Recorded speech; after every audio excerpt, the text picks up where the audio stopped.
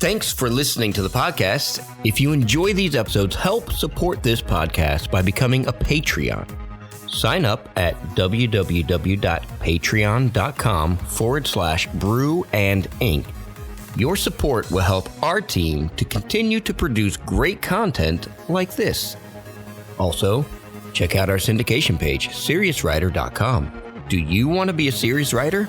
At SeriousWriter.com, you'll find videos, topics, classes, resources, and a podcast, the Brew and Ink Podcast. We thank you for being a faithful listener, and now, on with the show.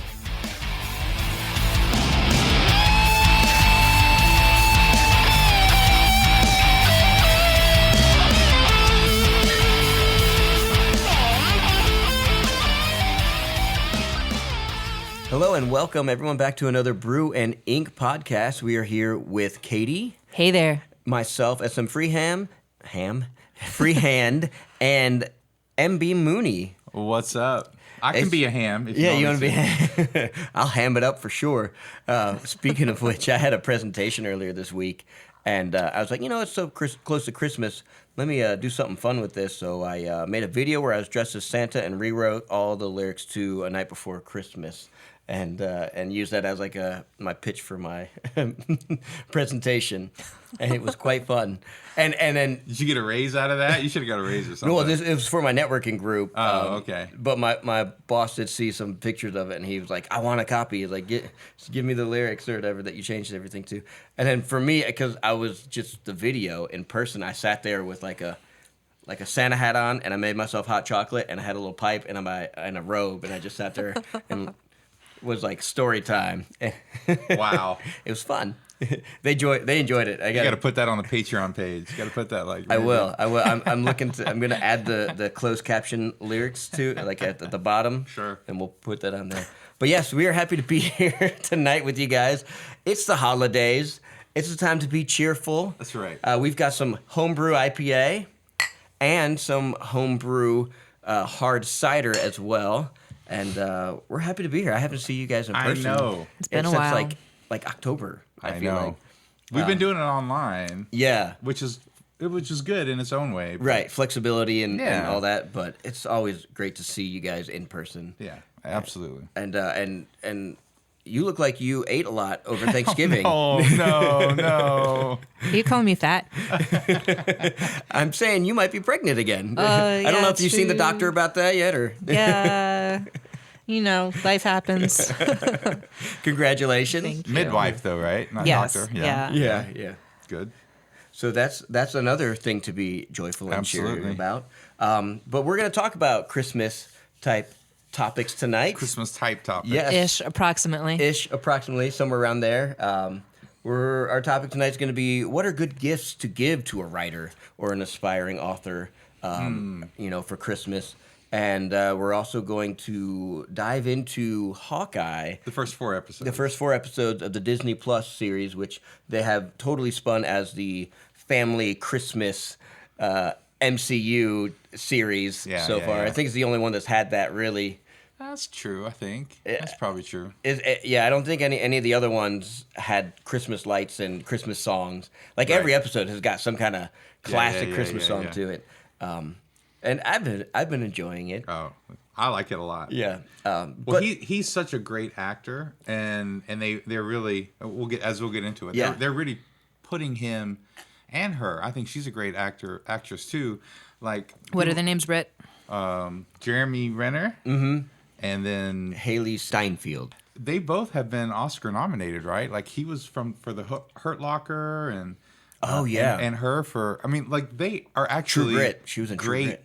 Actors on their own. The remake, True Grit, and the remake of True Grit with Jeff Bridges. Yes, right? Which was great. And so anyway, they're really putting them in situations where they can really kind of dive into their characters. So I've been enjoying that, and of course it's just cool. It's Disney and Marvel, so they've got the twists and the turns and the things too. So and the whole premise is like he's sticking around to help her to kind of, because she gets tied up into the name with Ronan, and so people come looking for her. What's the character's name? Her name is Kate Bishop. And then his name is Clint Barton, so she Yes. calls him CB1 and CB2.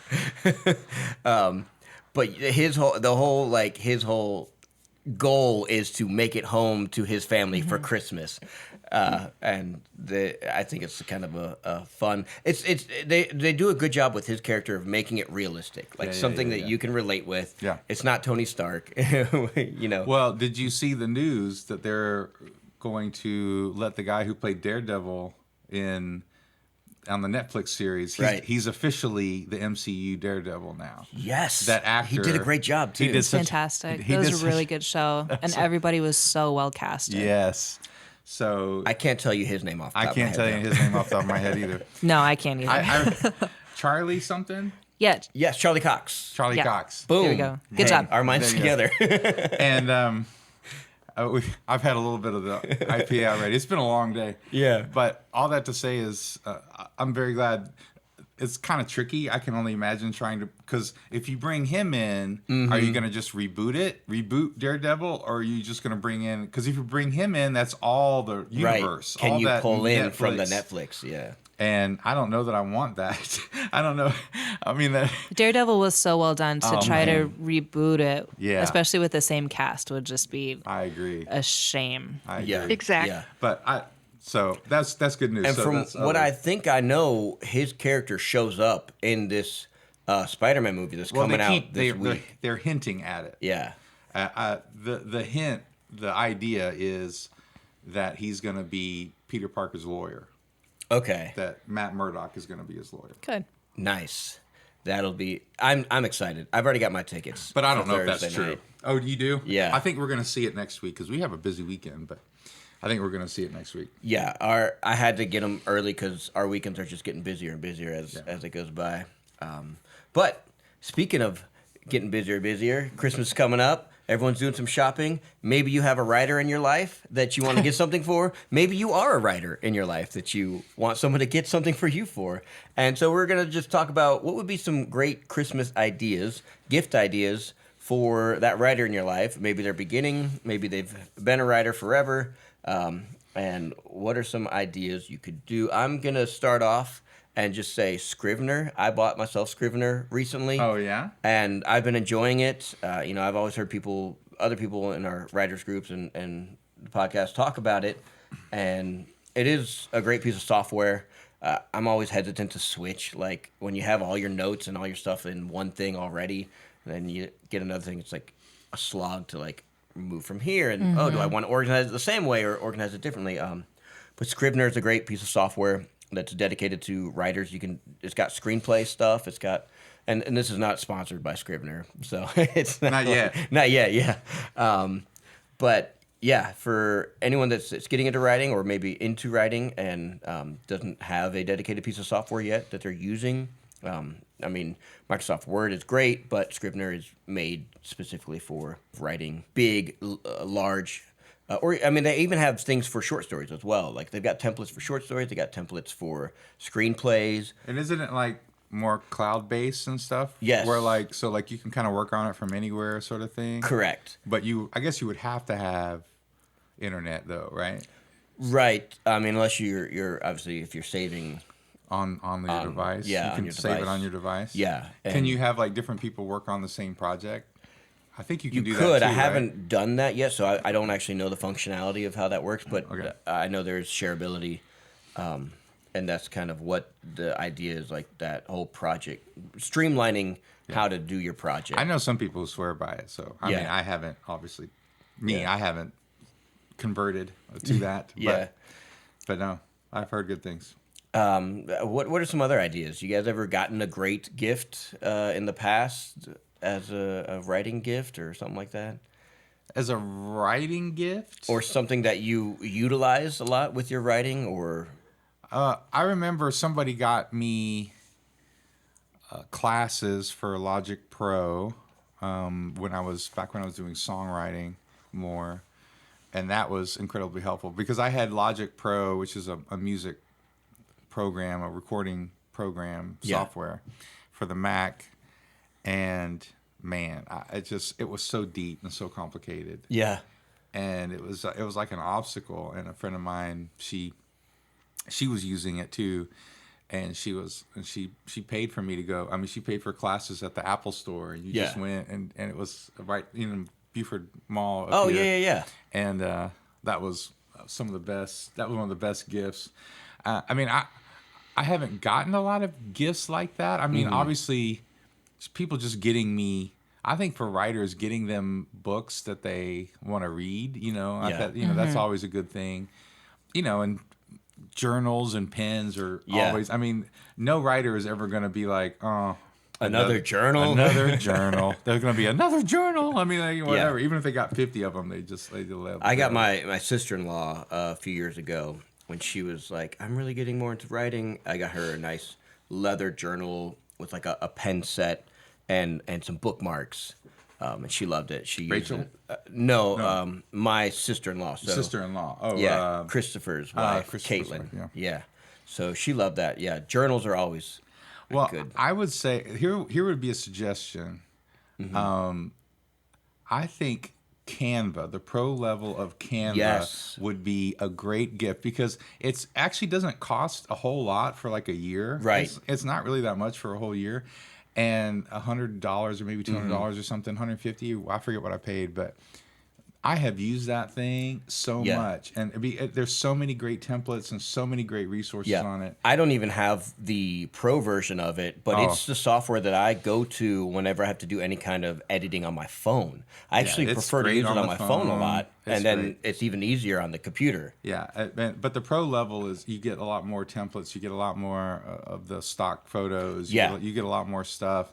I have noticed that when you search, you're like, "Oh, this would be a perfect." Oh, that's a pro level photo. But it's totally worth it. I mean, it's totally worth it because for authors, I've used it to put together like a quick like mock cover or something. Like if I have an idea for a book and I'm like, ooh, what would that cover look like? I mean, it takes 10, 15 minutes. You're like, oh, it would kind of look like this. Or all the book covers that you see on our website, www.brewandink.com, those are all made in Canva. A lot of times the Instagram. Or BookBrush. We've done a lot we've done some BookBrush too. BookBrush is great, but I would say Canva at this point. They have really stepped up their game in the last year. I'm gonna grab something real quick and show you. It'll give you kind of a little inspiration. Okay. This is the Christmas present I got. What the heck? It is. What is this? So my brother-in-law is a huge Rick and Morty fan, and he's also been hosting Dungeons and Dragon campaign for us as like me, my sister, himself, and a couple of his friends. So as I was working on my character online on the Dungeons and Dragons thing, I came across a Rick and Morty themed Dungeons and Dragons set that comes with like I think 4 or 5 pre-made characters and then like 1 or 2 scenarios that go through it's very Rick and Morty theme, and that's this great. looks so silly. Yes, any kind of a Dungeons and Dragons starter set or theme set works great for anyone that's trying to get creative and wants to do some writing. So that's, if he listens to this episode, he may know what his gift is before. But What about you, Katie? What would be a good gift? I was thinking pen nibs because I use those more for art, but they're just so much fun to write with. And I use dip pens a lot, also like Crowquill stuff. And I get my nibs from a couple different sellers on Etsy and eBay, and just finding a nice, simple pen is always good. Yeah. I came across a storytelling game this afternoon that might be pretty funny. It is not for children. Okay. But it's kind of like a card game. You have a card with your story prompt, and then you pull cards with a list of 3 words, and you have to use at least one of those words in your turn. And it's a collaborative storytelling game. So you do one sentence, and then the next person continues with their cards until you collect 3 cards. You don't want the 3 cards, but if the group doesn't like what you've added, they can boo you down. Yeah. If you miss a word or a challenge. There are cards with specific challenges that you also have to do during your turn. Okay. And it's just seems like a fun storytelling game. And there That does sound cool. a number of those. I can't remember the titles of them all, but Yeah. those are a lot of fun, especially if you get, I don't know, more serious group trying to tell a story, I guess. Right. But My kids love games the funny like that. ones are just a blast. So it's called What the Plot. Oh, what the plot? Okay, that's Mm-hmm. different. I've got this game called Once Upon a Time. Once Upon a Time is a classic. It's This a one's classic, but that one sounds like it's almost a little bit better. it's a little constructed. more. There are more moving pieces in it than Yeah. in Once Upon a Time. Like in that one, you're trying to collect 3 cards. Whereas No, you don't want to collect. Oh the no, three you cards. don't want to collect the cards. Yeah. Yeah. Whereas Once Upon a Time, you're trying to get all the cards out of your hand, and so that can get kind of out of hand. Yeah. Depending on who's playing, because they'll try and just put a card down for like every word, and you're like, no, it's got to be like a complete sentence per card. But yeah, so that's called What the Plot. What the Plot. So that's a great one, and then Once Upon a Time, and then I've got another game that is like a make up a story as you go, but they're dice. It's what are they called? Plot dice? I forget. That sounds right. Didn't we play that before? We have played it like in one of our earliest podcast episode. We did play that a little bit. And they have different themes. There's like the basic set, and then there's like action and a couple other. But those are all great ideas. Because let's be honest, most writers are also some sort of gamer to a degree. Nerds. Nerds.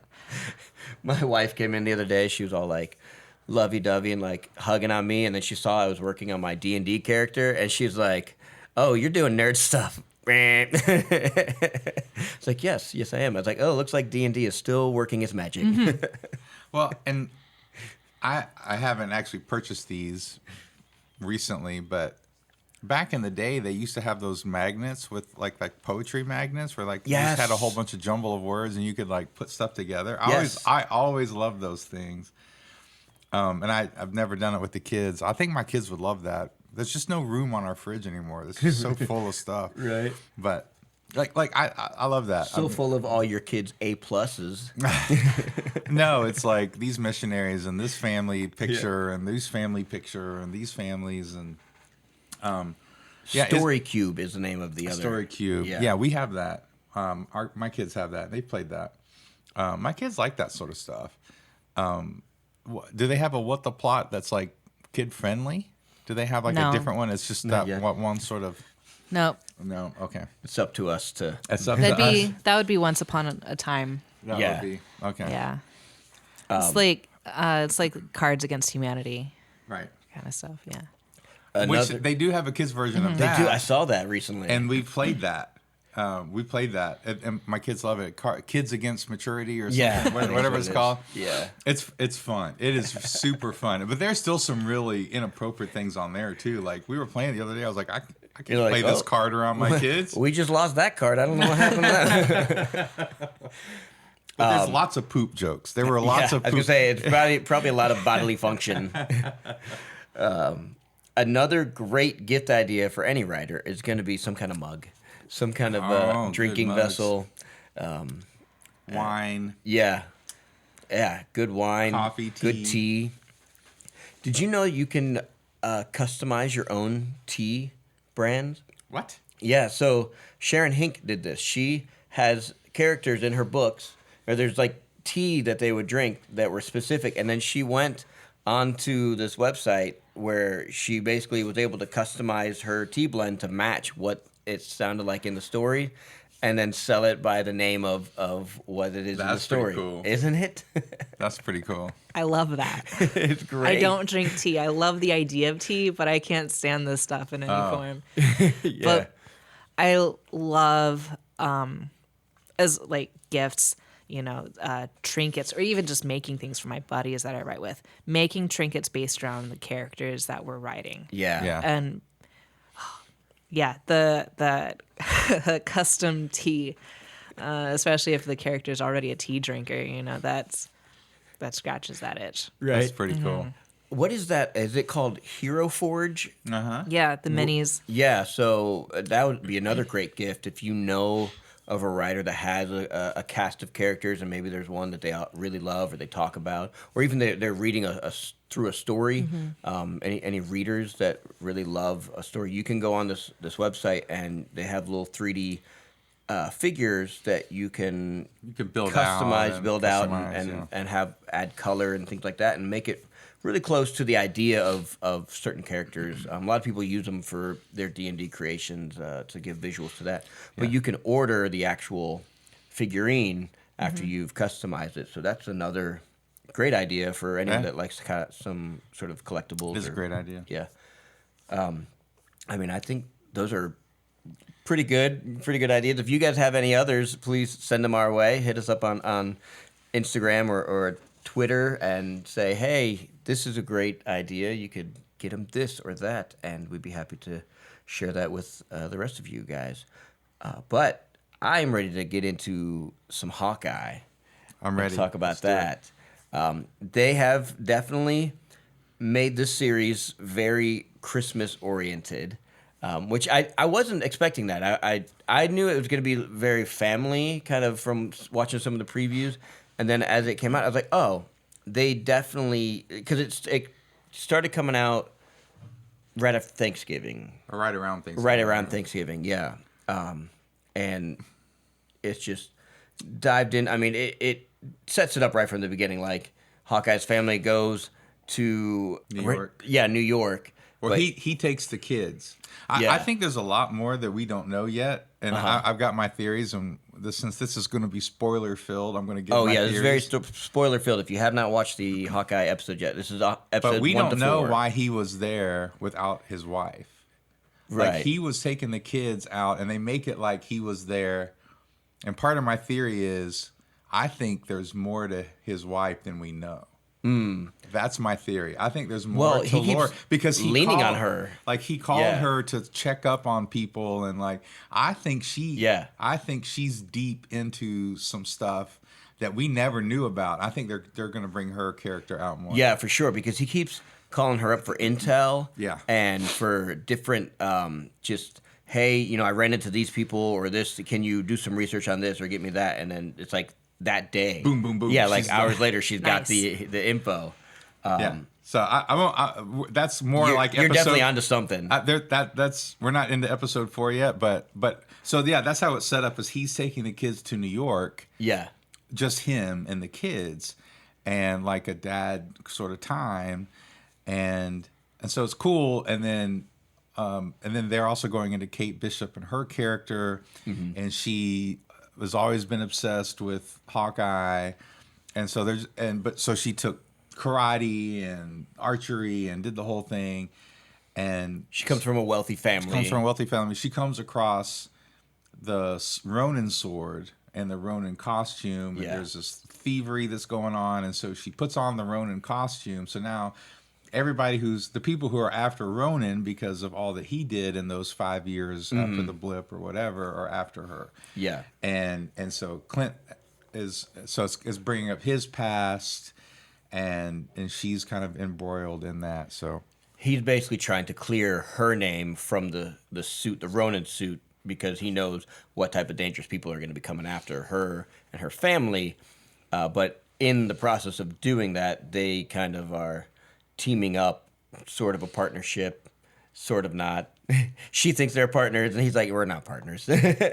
Well, and so he's doing the right thing to try to make this right, but obviously he knows how dangerous it's about to get. Yeah. And can I just say this one thing, though? Yeah. I'm really enjoying Hawkeye. Mm-hmm. At the same time, it's making me wish that there was a show on Ronin. It's making me wish that they went back into that 5 years and gave us a show. Yeah.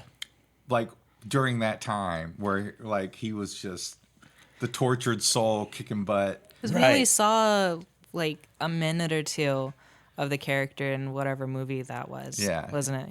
It was Endgame. Yeah.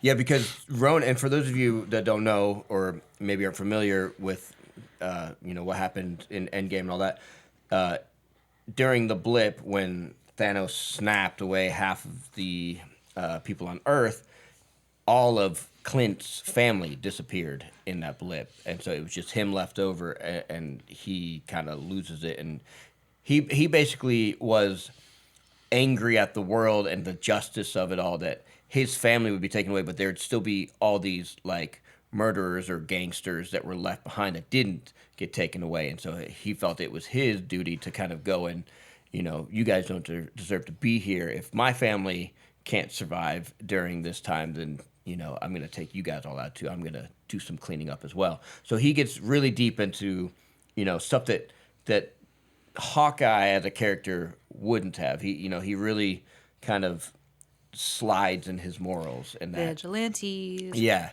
And then he comes to regret it, and then when the family comes back, he's like, I gotta, just distance myself from the Ronin character, because that could all get tied back in, and now he has his family again, and so now that he's not just, he had, in that time that he was Ronin, he had nothing to lose, and he acted as if he had nothing to lose, and now he has his family back again, and he does have something to lose again, so he doesn't want to be tied into that at all.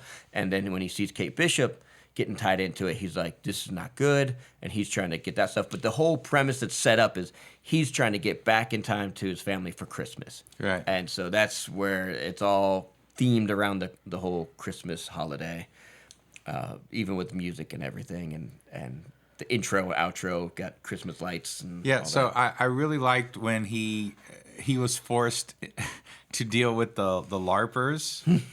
When he's forced to deal with the LARPers. Yes. And like the fact that he just plays along, like that he doesn't try to get mean or anything. He just kind of plays along. It was so fun. But they're doing a good job setting, because it's Marvel and it's Disney. And so, so they know the tricks, right? And so they're doing a good job setting up some things. But I'm a cop, and so like later on, they do a good job bringing things back. A lot of times movies will start a storyline and then they won't finish it out or anything. They get around to needing new costumes, new uniforms, and Kate Bishop's like, oh, she's always saying, you gotta do better PR. Like your branding. Yeah, your branding is bad. And so then she like pulls in the LARPers because they're making their own costumes. She's like, can you make some for us too? It's like, oh, okay, this is brilliant. This explains why all of a sudden they'd have new get up. So she drew out an idea, and it was the old cheesy original. Looked like the comic book. The comic book Hawkeye. And he's like, I'll never wear this. But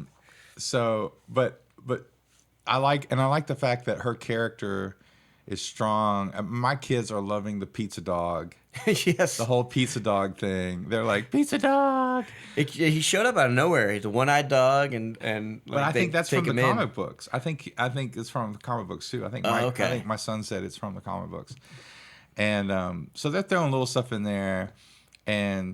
But again, like I said, I like that combination of there are action scenes, and you get to see that he's awesome and she does cool stuff, and but it's got those elements of humor along with the actions. He gets kidnapped on purpose, and she tries to save him, and he's trying to clear her name. In the middle of clearing her name, she just drops through the skylight and crashes onto the floor in front of him. He's like, well, that was bad timing. Yeah, so they're doing a good job with that whole yes, but, and no, and. Like, they're doing a good job with those sort of story building where not only do they not get what they're after, as there's more problems and all of that sort of stuff. Or even when they do get what they're after, it just causes a bigger problem. And so they're doing a good job with that. And like I said earlier, they're such good actors, and especially that scene where he couldn't hear. So at one point he loses his hearing aids. So let's talk about that. Like, I don't think they ever really explicitly talk about this in the movies at all. They don't at all. And then it shows up here that, Clint has hearing loss problems now. Like, he can't really hear out of his left ear, which it makes sense, though, because he's the most human out of the Avengers, him and Black Widow. And so it makes sense. Like, he's involved in all these wars and epic battles. Like, yeah, he would have some hearing loss along the way, I would think. So they really play into this. And yeah, so he's a scene where he's fighting and he loses his hearing aid and gets stepped on by the bad guy who is also a deaf character as well. Yeah. So he doesn't have his hearing aids, and his kid calls him, and he doesn't. And Kate has to kind of interpret. So she's got to write down what the kid is saying. Yeah. And that, like, the emotion that they play with in that scene, right, of him having to tell him having to wait for her and rely upon her to tell him what's going on. Mm-hmm. And that it's his son, and he's having to tell his son, I'm not going to be there for Christmas, kind of thing. Yeah. I know I promised you, but that, and just that whole sort of interaction was so well done, because it's kind of a simple setup when you really think about it, right, but it's got so much potential to it as a writer. Like, you're thinking, man, there's so much potential there for just... If you let yourself kind of just be in the moment within the storytelling, it was good. It was powerful. For me, however, because I am deaf in one ear and they've only shown him being deaf in one ear, I'm like, just put it to your other ear. Yeah. I think he's deaf in both ears, isn't he? Well, they've only shown the hearing aid in the left ear. But I think it's so. I'm assuming, he's probably got it, but they've only shown the hearing aid in the one side. It's funny. But yeah, it's like, what? Can't you just put it on the other ear? Okay, so one of my criticisms was so at the end of episode 3. So part of the storyline is Kate Bishop's mom.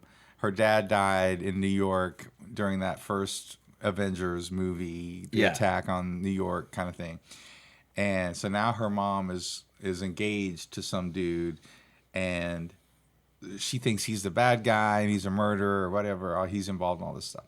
And so they're in the apartment because her mom is wealthy and she's connected to something. A security So she's firm on her mom's laptop and trying to seek in. And the end of episode 3 was the fiance holding up a sword. Jack is his name. Yeah. Holding up a sword to Hawkeye, Clint Barton, like to his neck. Mm-hmm. Like, who are what you? What are you doing in my house? And he's holding the Ronin sword because he got the Ronin sword from an auction from earlier. Yeah. And that's where they stopped that episode. Yeah. And like, they make it like it's this really epic moment. And then you start episode 4 and you're like, oh, honey, who's here? Oh, and it was like nothing. Yeah. And you're she's like, why is there an Avenger in my house? The mom shows up and everybody's like, oh, let's just sit down to dinner. And like, I'm like, that was a little cheap. That was a little bit of a cheap, right? Cliffhanger to actually not being to important. Nothing, Yeah. So I was a little like, but not really criticism, but it was a little like, it was a little forced. Well, and that happened with me at the end of episode 2, I think it was, when they introduced kind of the bad lady, who's also deaf, like Maya, yeah. They just kind of like had a guy come in and talk to her, and like she kind of like waved him away, and then she turned around, and it just kind of cut, and you're like, what was that all about? Am I supposed to recognize who that was, or what? That wasn't really a ending, I felt like, but it was interesting because they chose to put out episode 1 and 2 at the beginning. That's true. So you watched episode 1 and 2, and it just ended very abruptly, I felt. Yeah. But it did end up. So I'm liking the choreography. I think the choreography with the fighting. I mean, I think you really have to be with Hawkeye and the whole thing. Yes. You got to have good choreography. The stuff with the trick arrows is funny. Well, it's interesting. Like, they've never really said anything about the trick arrows before. And I know in like the first Avengers, they did a great job of like keying in on Hawkeye, like showing how he's like, tapping little buttons on his bow and hitting different triggers to trigger his arrows and whatnot. But now they're at a point where they're saying, oh yeah, I only have so many trick arrows in the world. Like, there are only so many in existence. You can't just make more. And I guess that makes sense since Avengers themselves aren't really together. Maybe he had... And S.H.I.E.L.D. is gone. And S.H.I.E.L.D. is gone. So maybe that's where he got those from. But that was the first time I'd ever heard...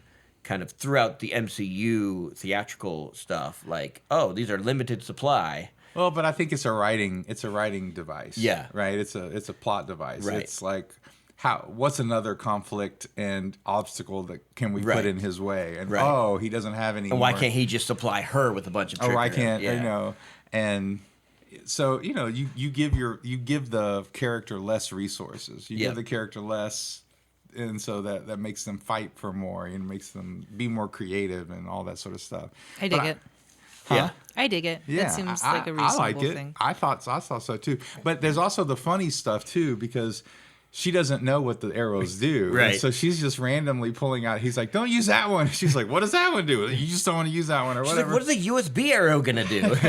And so again, it's that good combination of comedy and going, but then also getting into the emotion. Like in the fourth episode I think it's the fourth episode, right? Where he's kind of digs down into, she said, because they're playing around and they're having fun, and he's like, I can knock somebody out with this thing. Yes. And then he teaches her how to do it with a quarter. Oh my goodness. And it was so fun. So I've learned this trick since like high school. And the only time I've ever seen other people do this trick is like at parties. It's like a party trick. It is a party trick. trick. With either a bottle cap or a quarter, but I can get pretty accurate with it. Yeah. And then when I saw him teaching her how to do it, I was like, yes, this is amazing. I've never seen anyone teach this before. Yeah, it's pretty cool. But then it's good writing because it switches from comedy and fun to something really serious, because she keeps asking him questions, because it's kind of like, oh, you can do that. Oh, well, I mean, let me show you. And because they're connecting. Yeah. And then she says, then she's able to pull it off. What's the best shot you ever took? He's like, the one I didn't take. Yes. And then she's like, well, then you got to tell me that story. He's like, no, I can't. And it got really serious really fast. But that's really, that really pulls you in as a viewer, right? That pulls you in. You're like, oh. But he does end up saying, it was in Budapest when I didn't, kill my mark, who was Black Widow. Who was Black Widow and Natasha. And so, again, they're not like spending an hour going over the story, but they're doing enough to kind of keep you engaged and realizing they're bringing out more of his past, and they're bringing out more of his background. In that episode, it was important to bring up Black Widow and his connection to her as well, right? And which they've done a couple times, because someone was grilling him about who was Ronan, and he said, Ronan was killed, and they're like, by who? He's like, by the Black Widow. And they're like, oh, convenient that the person that killed him is dead, and the person we're looking for is dead as well. But they keep bringing in the whole connection there, because if you watch the end of the movie of Black Widow, they did a setup where her sister is confronted. Someone comes to her at Natasha's gravesite and says, hey, do you want to get even with the person responsible for her death? And then hands her a dossier on Clint Barton and Hawkeye. Yeah. So they kind of set that up. Yeah. So we've got our own version of what we would pitch if we were going to do Hawkeye. Yeah. Hawkeye is one of my favorite characters in the MCU. I haven't read his comics, but they've long been at the top of my list to eventually get to. But the thing that really drew me to the character was Clint and Natasha's relationship. Yeah. And I'd always thought it'd be fun to have a Hawkeye, Black Widow, buddy cop comedy that focused on their relationship. And we get all sorts of terrible puns and dad jokes. And, yes.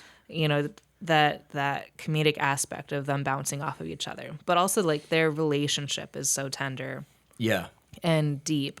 And being able to explore that in a way that's a lot more down to earth, run-of-the-mill bad guys instead of aliens and stuff. Yeah. With more of that focus on his family. But it sounds like they're hitting a lot of those notes in this new show, which, as you might have been able to tell from my silence, I haven't seen a single bit of. But, we're informing her of everything that's happened so far. It's okay. I'm not going to watch it.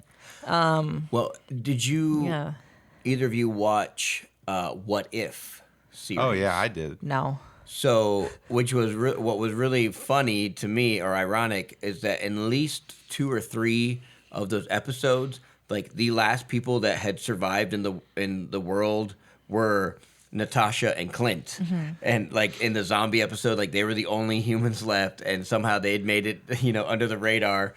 off of all that, it doesn't really scratch what you're talking about, but I just found it cool that they were playing with those characters in the What If series. And What If, I was kind of like, this is fun to watch, but then the last 2 episodes happened, and I was like, oh, they were actually doing a really good job of setup and writing and bringing it all together in this. So if you haven't seen the What If series, guys, go watch that one too if you're a fan of the MCU stuff.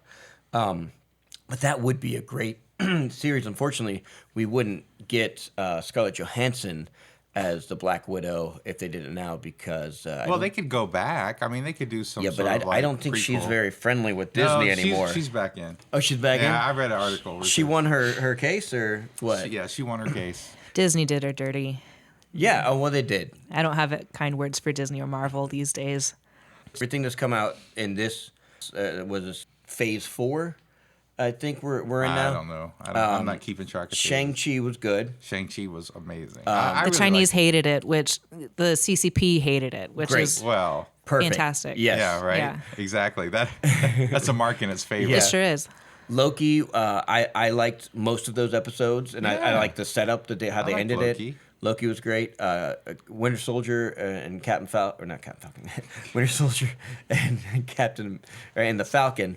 Captain Falcon's, that's what I call him because he's the Falcon, and Captain America, Captain Falcon's from Smash Brothers. Right. So, anyways, their season was great, and definitely the WandaVision was great. Very, very creative. However, none of us have seen Eternals, and I think that goes without saying why. I'm just not interested. Like, I keep seeing commercials, and I'm like, the only reason I would watch it is because it's Marvel, and that's not even a good enough reason. Yeah. And there are better superhero movies coming out, like the sequel to Spider-Man Into the Spider-Verse. Yes. Oh my gosh, have you seen the commercial for that? I haven't yet. Oh, the trailer is amazing. Man. I don't know why you'd want to watch an MCU Spider-Man when you've got that one coming down. Oh my goodness, yeah. Well, I like it's the colorful. The characters are fantastic. It's everything that a Marvel movie isn't. Yeah. Which in my book is a huge perk. It's everything that the other Spider-Man movies haven't been as well. Like, they did such a great job with that first one. Yeah. It's probably, I've said it before, that the Into the Spider-Verse or whatever it is the best Spider-Man movie. Hands down. Like, it's the best. And I liked the first 2 with Tobey Maguire and Andrew Garfield. Andrew Garfield were entertaining, but and I like Tom Holland. I like those movies too. They're fun, but as far as like an actual movie, start to finish, just everything working. Yeah, I agree. I think the story was crisp and punchy, and the animation was phenomenal. Off the charts, on point. Yeah. And the soundtrack and the emotions for that one as well, like where the dad is outside the room and he's telling his son he loves him, and like there's those moments where and that's just good writing where you have those different kind of beats or whatever you want to call them, where you're kind of when he's just first learning how to like really tap into his powers, and he just hears the voice of the other Peter Parker, like all it is just a leap of faith, and then he just jumps off and the music kicks in. Like it utilizes the medium in a way that I don't think I've seen done. Yeah, absolutely. Quite to this level. And animation is so powerful and so underutilized because everybody thinks it's, cartoons are for kids, especially with Disney's thumb and everything. Right. But yeah, I've got nothing but high praise for that. Yeah. Oh no, the trailers for the second one are amazing, and I can only imagine it's going to be just as good. But I mean, I'm looking forward to that one. What is it? No Way Home? Yeah, No Way Home. I'm looking forward to it. But so, all right. So here are my theories. Well, really just one theory. So in the 4th episode of Hawkeye, all of a sudden he gets this. He's talking with his wife, and his wife's like, "Have they found the Rolex?" The Rolex, and this seems to come out of nowhere. Yeah. And he's like, "Well, surely that was destroyed." And she's like, "Well, we don't know that," or something, right? And then they find a tracker, and she's like, "I tracked it." Yeah. And so all of a sudden, in the Avengers movies, you get this idea like he has his family, and because of his past and because of his job, his whatever, black ops dude, like he has kept them secret. Yeah. And that works fine. But what I think they're setting up is that his wife, Laura, that's her Rolex. And that because he tells Kate Bishop it belongs to someone who used to be in this lifestyle. Yeah. And she got and this And they person got out Yeah. years ago. And I think it was her, and when they got married, she got out and they started having kids, and then they hid away because she's got a past too. Because how could all of a sudden she's like on the phone and tracking down the bad guys, Right. And she's very understandable with his situation, you know, like, right?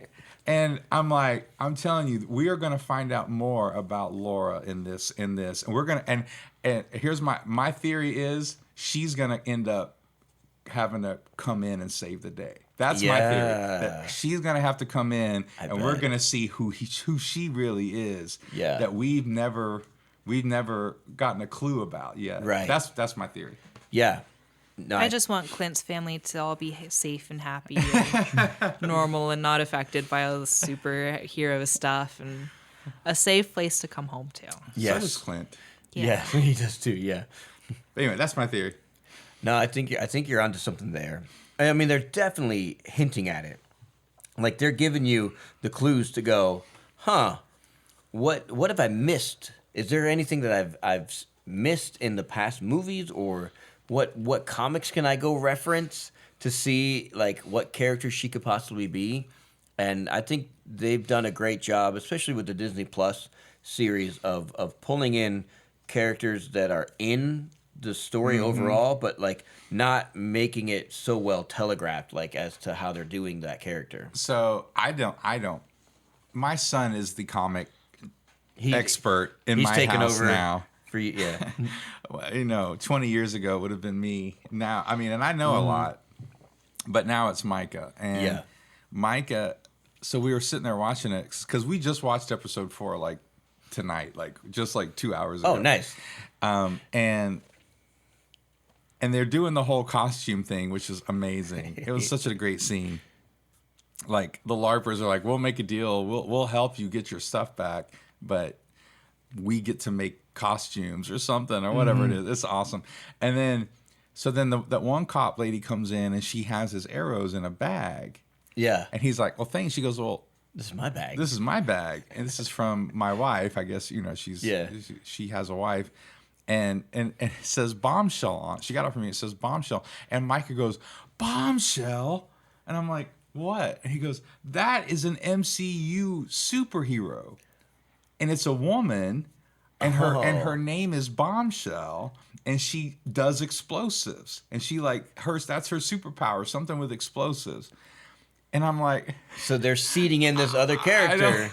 And I'm like, but well, like in the Loki series, when he goes into that other planet or the timeline where everything is like sucking everything in, you see things like the Thanos helicopter, which is not in any of the movies, but it's in the book. Comics, and then you see the frog Thor, and you see oh yes, it's true. Yes, it's a thing. And you see that like pairs with the Loki alligator. Yeah, basically, yeah, kind of. I guess maybe the frog and the alligator go not together. In the I don't show, know, but I don't know. Yeah, I don't know if that's. I think the alligator was originally to the show, right? I haven't seen Loki either. Oh my yeah, gosh. it's a good one. There were a couple episodes where like, the dialogue here is not hitting, but overall it was good. And you really liked the action scene, because it was all like one camera action. Okay. But I really felt it was choreographed the whole time. Well, it was choreographed, but they made it look like it was all one shot. Yeah. Because in the behind the scenes, they showed how they did it. showed where the cuts were. Oh, okay. It looked like it was all one shot, but they did have cuts. And there was a longer shot in Hawkeye too, when they're in the car chase. that car chase scene was amazing. And the camera was inside the car. Was in the back seat. Yes. And it looks like, I don't know how, if there were cuts in this one too, but the POV of that scene. The POV, because it was coming in and out of like the window and doing all this crazy stuff. And it was very smooth, but very active and frenetic. That's what I like about those scenes. Like if you can do it right, it makes it feel very frenetic. Frenetic. Yeah. Like pulls you in, frantic. It pulls you into like the chaos of the moment. And that's what I liked about the Loki shot is it's like the end of the world sort of thing. And so it kind of gives you that anxious sort of like, oh my gosh, what's happening? And it was done well. And so the cinematography in that chase scene had that too. Yeah. And I didn't even notice it at first because my kids I have You've trained them well. I have ruined my children. But my kids are like, this is all one shot, Dad. I'm like, you're totally right, it is. And you could just totally see all the stuff. Yeah, it was good. But so they've been doing that kind of stuff in the other Disney Plus shows where they pull in things from the comic book, little hints here and there, and then you're like, oh, this character's in it. And why didn't I see that coming? So that's great. I was wondering because they were focusing on a detail that hadn't really been brought up before, and I'm like, they're making a lot out of this bag. Like, why would she assume that he's taking the bag? He didn't ask for the bag. He just asked for the arrows, and then they mentioned the bombshell. I was like, there has to be. So I'm glad that you filled that in for me. Yeah. Well, and I didn't know either. Like, but that's one thing I think MCU does well. The MCU does well, and I still think a lot of other franchises haven't learned it. And you would think Star Wars, Favreau with The Mandalorian learned it. Does it well, yes. But there is that, and we've talked about it so many times, but it is that balance of having a new story that even if you've never seen Star Wars before, you can like The Mandalorian. But if you have seen Star Wars before, you get all these other details. Yeah. And so you're seeding in the Easter eggs. And so you're capturing the best of both worlds. You get the new watcher or whatever viewer. Yeah. But you're also satisfying the older audience, right? I mean the people who are more nostalgic about it, and it's hard to do, but I think it's worth the extra time, and it's something that, and I keep saying it, but it's something that Snake Eyes did not do. The Snake Eyes movie did not do. They did not do that well at all. They didn't even try. And you're just like, man, if you love the material, like you just take some time and do it right. Yeah. And you're gonna have fans, and you're gonna have more fans than you would if you just were trying to satisfy the old guard, or if you were just trying to get the new guard. Yeah. Like there's a way to kind of balance that. And I think the Spider-Verse movie does it well. Yes, they did, because they brought in like Spider Pig. They told a new story. Yeah. With Snake Eyes and MCU and Star Wars particularly, it's all about what makes quick money, and they're banking on nostalgia, and like all the Disney reboots. They're not there to tell a new story. They're not there to explore different concepts or characters or themes. They're there to make money on people who... Yeah. I'm trying to be nice. No, nostalgia is great when it's not in your face and the same exact story. Yeah. They're modeling with things that don't need to be retold. Yeah. Or retold the same way but worse, or retold but pandering to whatever topic is popular. Yes. And it's all for money. It's not to tell a good story. Yeah. I would say I would not put Snake Eyes and most of the MCU in the same category in what you're talking about. I mean, like Snake Eyes.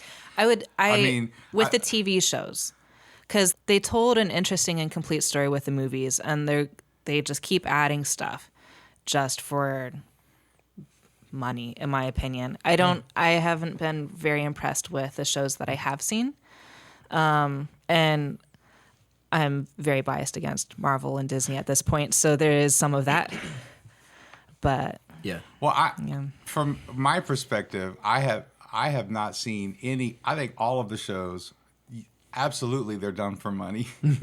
Yeah. But at the same time, I think they have all done a great job diving more into character in Yeah. each one, and I think that's been their strength. I mean, I think the way that they've made each one a little different. Yeah.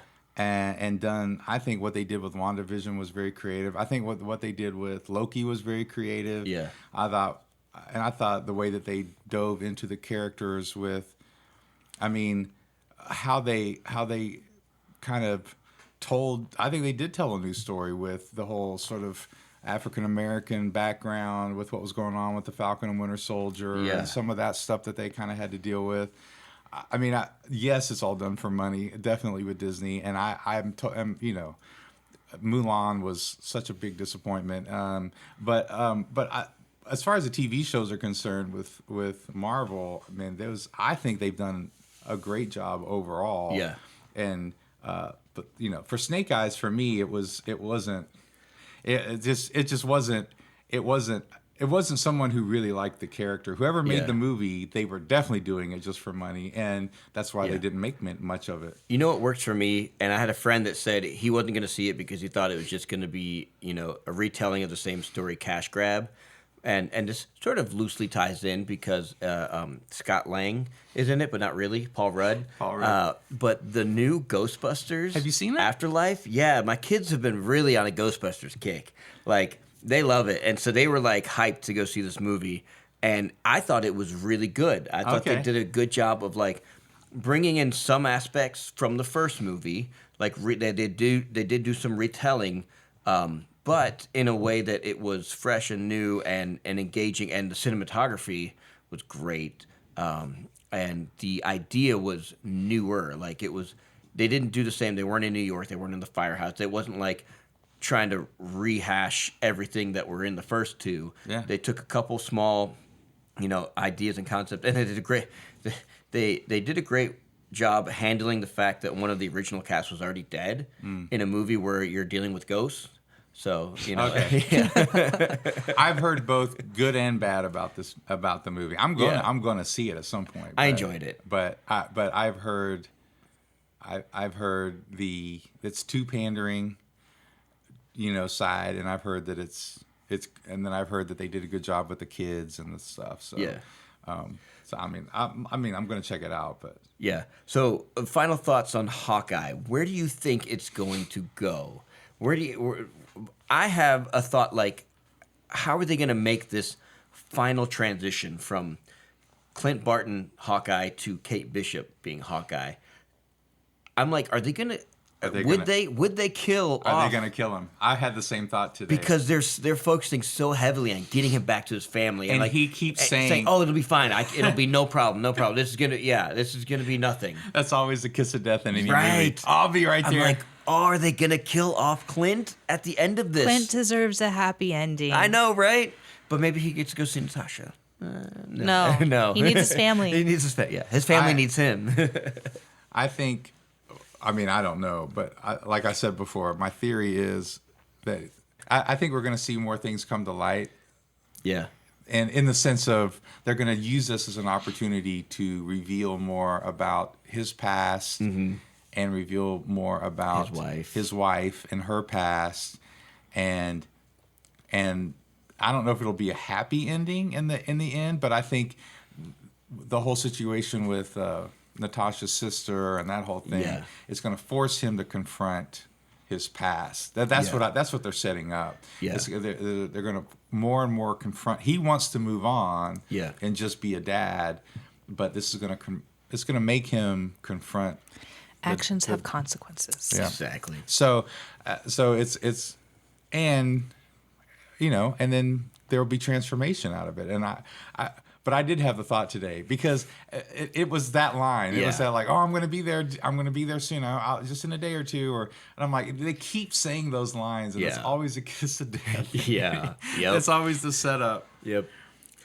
So let's end this with. Do you guys have any fun holiday plans for Christmas, or you just doing family stuff? We're doing normal stuff, and then we're going to. I mean, what's abnormal this year is we're going to Dallas for a few days because my wife's parents live out there now. So, you know, to do Christmas with them, we're gonna have to go out there, and we didn't go out there for Thanksgiving. So, we're gonna go out there, but nothing major. I'm working on New Year's Eve. Other than that, My kid is hoping for snow. Oh gosh, aren't we all? She's been watching Little Bear and has learned all about snow and snow angels and snowmen, and she is dying to have snow. I did hear there's a forecast of at least precipitation happening around Christmas time. What are the chances up in the mountains? High. Yeah. There you go. It's also in the mountains, so it's rocky. I don't know how much of an open space she'll have to make a snow angel without getting a rock lodged in her back. Poor thing. But we'll see. No. She just slides down the hill. Yeah. Yeah. There won't be much snow in Dallas, I don't think. So No. we're pretty whatever. We're What about you happy. guys? We're happy because my brother will be hosting this year for our family, and he lives on this side of town near us, only 10 minutes away rather than an hour drive away. So that'll make it easier for us to be able to kind of be here. And then we right now the plan is to have our retro game night that we do every year on the 26th. I know. You're going to be gone. You're going to be gone then. Usually we do it on the 23rd, and then my son was born on the 23rd, so the 23rd hasn't worked out so well recently for that. Understandable. But, yeah. He doesn't care, right?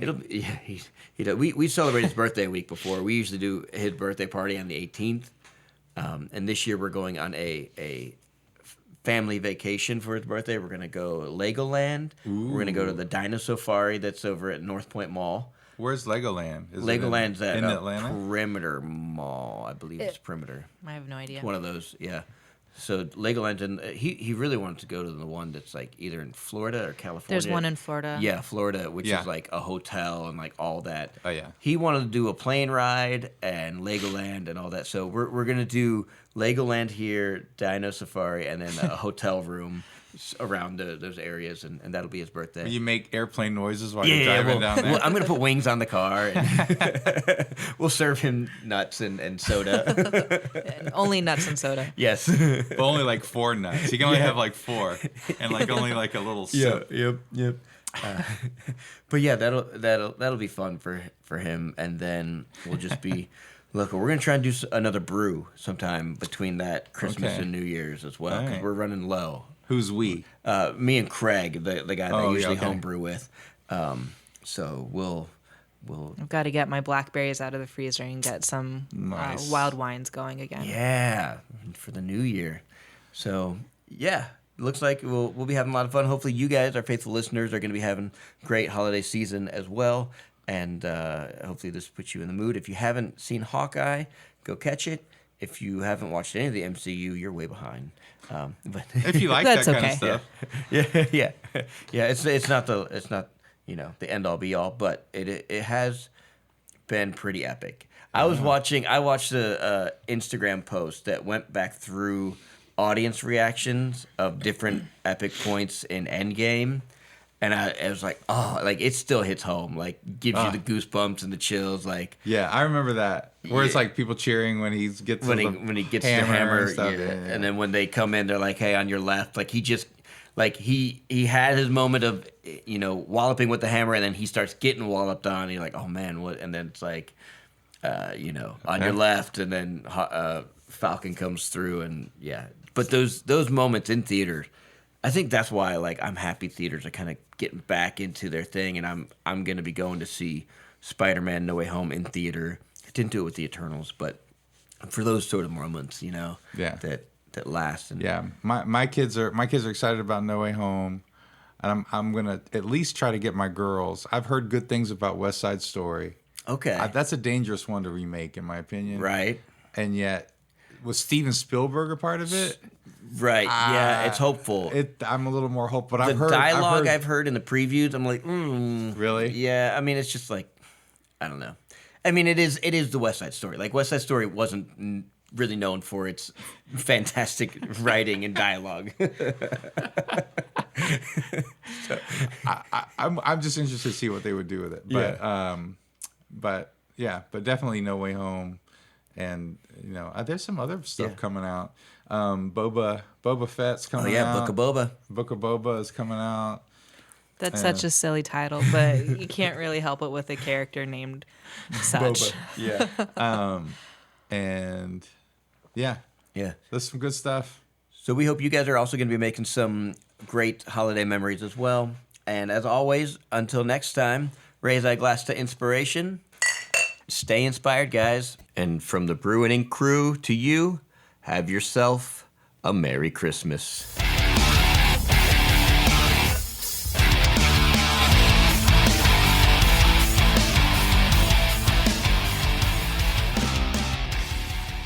Ho, ho, ho, ho, ho.